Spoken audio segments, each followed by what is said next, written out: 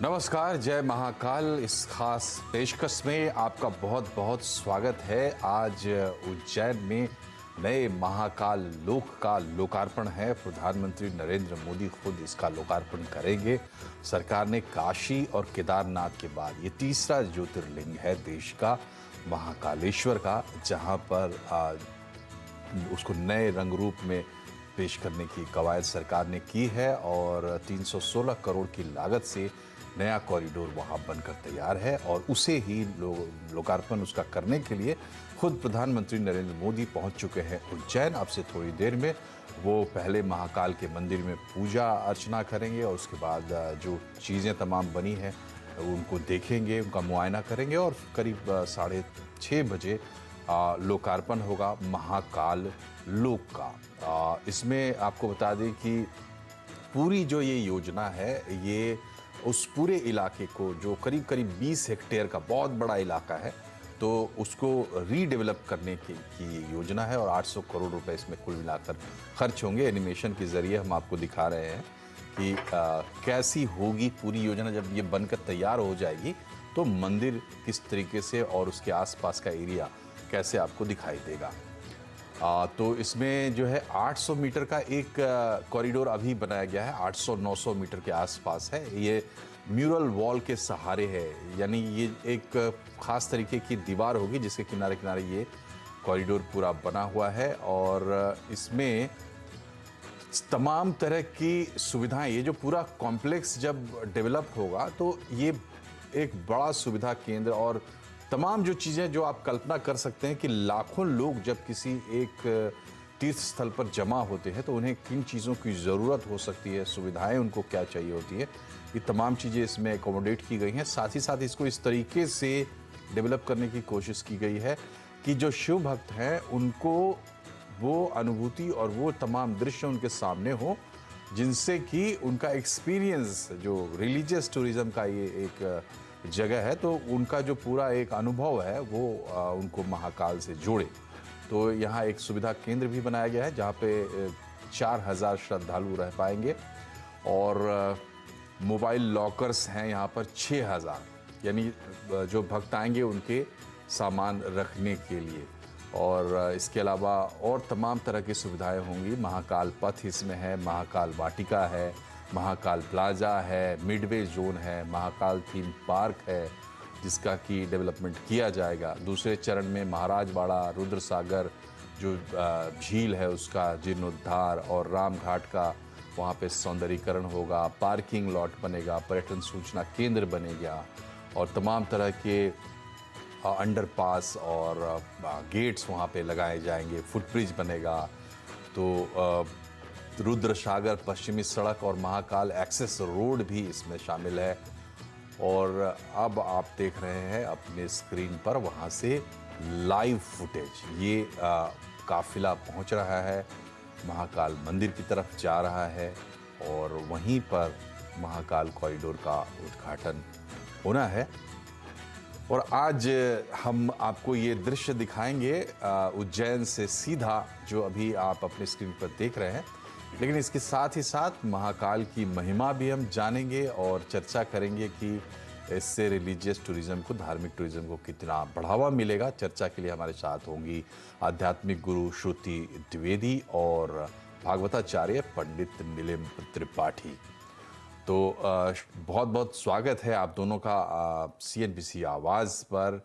पंडित त्रिपाठी, बताइए कि महाकाल का जो मंदिर है, जो ज्योतिर्लिंग है महाकाल का, उनकी महिमा खास क्या है? हमारे दर्शकों को ये समझ में आए, तो ये बात समझ में आए कि वहाँ इतनी मेहनत और इतना जोर क्यों लगाया जा रहा है।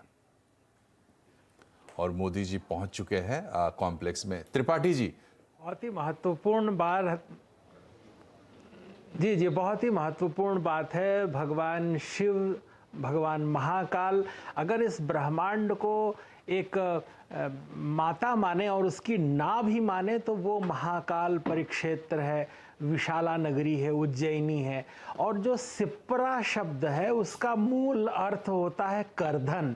माने उज्जैनी ने करधन पहनी हुई है, जिसका नाभि क्षेत्र है महाकाल। कर्क रेखा वहां से निकलती है। सतयुग और त्रेता के बीच में एक बहुत प्राचीन कथा वर्णित है कि वहां पर वेद प्रिय नाम के एक ब्राह्मण थे।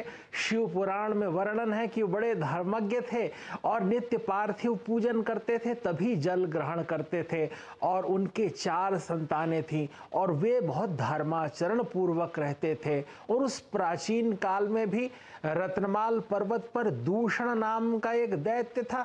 जैसे सज्जनों को हर काल में ही कोई न कोई प्रतिकूलताओं का सामना करना पड़ता है, इस समय भी कोरोना नाम का वह असुर ही तो हमारे ऊपर यहाँ पर आक्रमण कर रहा था, लेकिन उसे जैसे दूर करके आज महाकाल काल सुंदर इन वन का लोकार्पण हो रहा है। यहाँ प्रधानमंत्री के हाथों भगवान शिव के दिव्य स्वरूप का यहाँ उद्घाटन हो रहा है।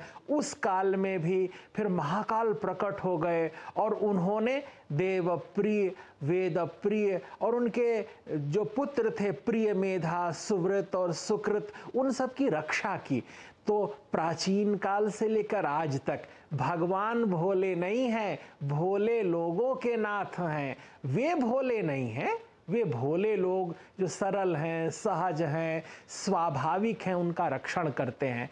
कैसे विनम्र प्रधानमंत्री जी जो इस समय भारत के सर्वाधिक महनीय महापुरुष हैं, हाथ जोड़े हुए कितने विनम्र भाव से हैं। जैसे राम जी के सामने हनुमान जी हाथ जोड़े प्रवेश करते हैं, उसी तरह महाकाल के सामने हमारे माननीय प्रधानमंत्री जी उस विनत भाव से, विनम्रता से, शील से, संकोच से, सरलता से, सहृदयता से उनके समक्ष प्रस्तुत हैं।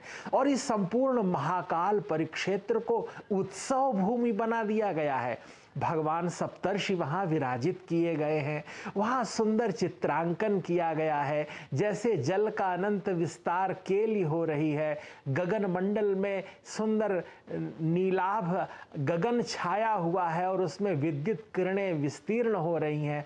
पूरी दुनिया इस बात को देख रही है। कोटि कोटि जनता आनंद और उत्सव मना रही है, क्योंकि 12 ज्योतिर्लिंग ये 12 टाइम जोन्स में बटा हुआ है, 12 राशियों में बटा हुआ है। भगवान शिव के निकट अगर कोई महाकाल के निकट हाथ जोड़कर बैठता है ना, तो मानो वो परमात्मा की सन्निधि करता है। और जब प्रमुख बैठता है तो वो हम सबके प्रतिनिधि रूप में बैठते हैं। और सचमुच ये आज बड़ा मांगलिक क्षण है कि विश्व का तारण और कल्याण हो रहा है। जी श्रुति जी, ये बताइए कि सभी ज्योतिर्लिंग जो है या शिव के जितने भी रूप हम जानते हैं जी, उन सब में महाकाल की क्या खास महिमा है, क्या खास बात है, और इस परिसर में जाकर महाकाल के दर्शन पूजन करने से खास क्या लाभ होता है? जी, कहा जाता है आकाशे तारकम लिंग पाताले हाटकेश्वरम मृत्युलोके महाकालम लिंग त्रय नमोस्तुते, यानी कि त्रिलिंग में भी महागणना करी गई है। महाकालेश्वर का स्थान बहुत ही खूबसूरत माना जाता है। अवंतिका नगरी, जिसको अब उज्जैनी कहा जाता है, जैसा पंडित जी ने बताया, बिल्कुल नाभि स्थल है ये। यहाँ से जो है उद्गम हुआ था अवंतिका नगरी से, और कहा जाता है कि मानव लोमेश नाम के से महत्व वर्णन है। जो कुछ भी हो, ये भारत के सारे संपूर्ण धार्मिक स्थलों में सबसे ज़्यादा महत्वपूर्ण है। अब आपने पूछा कि इसमें खास बात क्या है। महाकालेश्वर 12 ज्योतिर्लिंग में एकमात्र ऐसे